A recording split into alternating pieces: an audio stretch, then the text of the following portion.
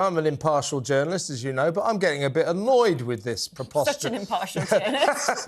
The most impartial one I've ever met. What a preposterous thing to say. I'm getting very annoyed with this preposterous prince because these ridiculous legal actions, if he's going to appeal against this again, I would say that is a frivolous legal action that is costing the British taxpayer money. He's lost this case. The decision has been made. I think it's the right decision. When will this ginger man realise when it's over, it's over?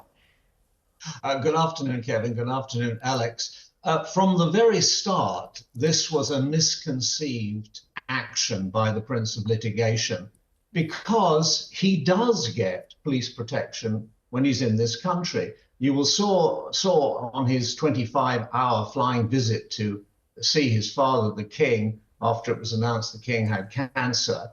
He came and he was driving in a police black Range Rover with a backup vehicle behind him when he arrived and when he left. He does get police protection, but what he wanted and what he went to court for was round-the-clock armed protection. That means 3 shifts of detectives with guns looking after him. Now, you will remember that when he and his wife and the young Prince Archie scooted out of this country to Canada, the Canadian federal government in Ottawa got pretty fed up pretty soon with providing round-the-clock protection for a non-working royal. And then they went to their hilltop Camelot in California, where I presume they have to pay for the round-the-clock protection which he wants for his wife and his family and his rescue chickens. So it's a good day. It's a good day for the taxpayer, for you and me and the people who actually work in this country and pay taxes, because we won't be paying for round-the-clock protection when he's here. But he'll get it on a case-by-case basis. There is a special committee within the Home Office which decides these things, not just for him, but for very important people who come here and people who actually really need close protection, and they will continue to get it, and he will get it on a case-by-case basis, but not as and when he wants it and how he wants it. Yeah, I mean, it seems remarkable to me. I remember quite clearly the images of him going from the airport just a week or so ago in a cavalcade, essentially. And I thought to myself, well, he's kind of being looked after okay, isn't he? What is he moaning about? And I thought it all rested upon the fact whether they could be armed or not. And he was saying, well, look, I want to bring my own armed people from America, but they can't carry a gun in this country. Or I'm happy to pick up the tab for the police force. And the Home Office saying, well, you can't do that because our police aren't for hire. Absolutely, Alex. And I think what your good colleague on your right there was saying, he was saying what is known in the law, by the way. I was going to say that that is known in the law as a vexatious litigant, somebody who is a nuisance. And of course, he does have cases out against 2 other newspaper groups. He's won his actions against the Mirror Group, but there's still Associated Newspapers and News Corp to come. He believes that he's out there to slay dragons. That's the phrase used by his rather colourful counsel in court. And he's prepared to do that even if he gets burned a little, so he says. Well, there we see the lovely couple up in Vancouver, of course, which is part of British Columbia. And up there, people still revere the crown, and the King means a great deal to them up there.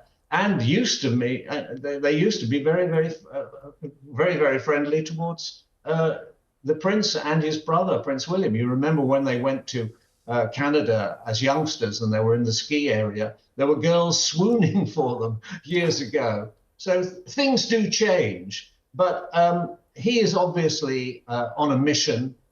He thinks that everything can be solved by the law. I think this is not the correct approach, and people who live by the sword tend to die by the sword, and anybody who thinks they can solve all their personal problems by going through the courts is sadly mistaken. Let me tell you, Michael, what I think this is all about. I'm not disdaining or deriding the royals, but not much goes on in their life. They don't have much to think about like the rest of us. How are we getting on at work? Do we have enough money? They don't have that in their life. So what they obsess on, what they are obsessed with, is status.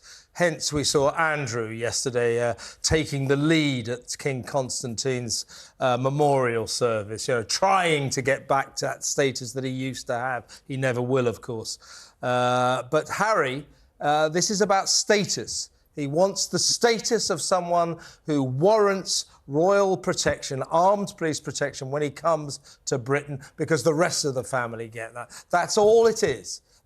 In technical terms, he can be properly protected, paying for his own protection, but he wants the same as the rest of them. This is just a man with not much going on in his life, yearning for status, demanding it. It's surprising to me that he doesn't realise that he owes everything to his royal status, his wonderful life of privilege. There they are. They're good-looking people. They're glamorous. They've got 2 healthy, beautiful children. They've got more money than you can shake a stick at. And they've got lots of friends around them, showbiz people, telling them that they're wonderful and they're right about everything. I don't know why his mother brought him up to understand what the real world was about. She took him to see the homeless. She took him to see people with AIDS. She introduced him as best she could to what the rest of us go through and what the rest of us face. And there you see him in happier times. He was the happy prince. He seemed to have got that message. But something has happened, this transition. You would have thought that he would have been as happy as anybody could possibly be with the life that he enjoys and more prospects ahead. But he wants to lock horns. He wants to prove his point. And, maybe he will. But it doesn't make for a wonderful life. And of course, you quite rightly mentioned the Duke of York, Prince Andrew, yesterday. I mean, he was front and centre and grinning widely with his ex-wife, Sarah, Duchess of York. Of course, there are a diminishing number of royal events where they are not only accepted, but perhaps even welcome. And this was a family affair. And Prince Andrew is very keen to remind people that of the adults, he is third in line to the throne. First Prince William, of course, then Prince Harry, and then comes Prince Andrew. There he is with Timothy Lawrence on the right-hand side, and Sarah Ferguson in the middle. And by the way, Michael, way back in the queue was the Queen and Princess Anne. So no doubt about it, Andrew was jostling for attention there and trying to act like the lead. As I say, he wants to get his status back. I've got bad news for him. It's never coming.